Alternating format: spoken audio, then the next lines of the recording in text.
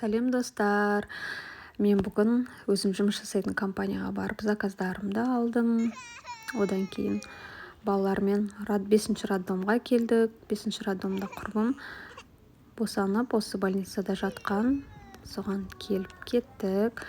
Көк күрегін тастамай, осы қаланы бүкіл жерді осымен аралап шықты.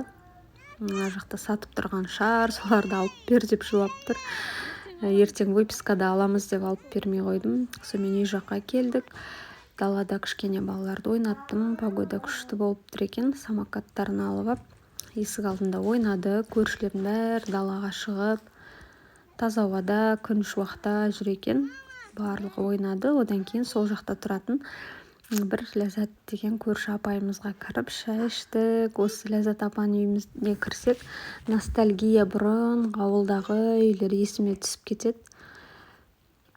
Прям күшті ауылды есіңе түсіреді ғой. Мына қараңыздаршы, бұрын ауылда барлық үйде осындай болатын еді ғой. Сөйтіп балалармен бір шай ішіп алып осы жақта.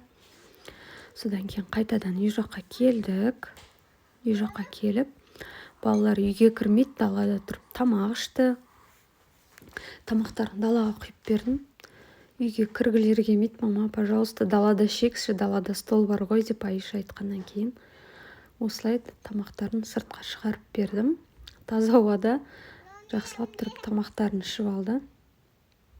Одан кейін кешкісін көрші апайымыздың үйіне ауызашармен Наурыз көжеге келдік.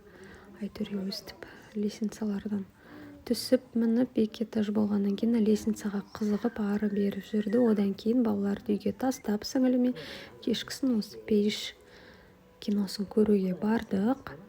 Өте әсерлі кино екен. Ана мен баланың қадірін біліп шығасың осы кинодан кейін. Залда барлығы жылап отырды. Әрине мен де жыладым. Енді жыламау мүмкін емес. Біреулер бас жағында жылап жатты, біреулер артынан жылап жатты. Міндетті түрде осы киноға барып көріңіз.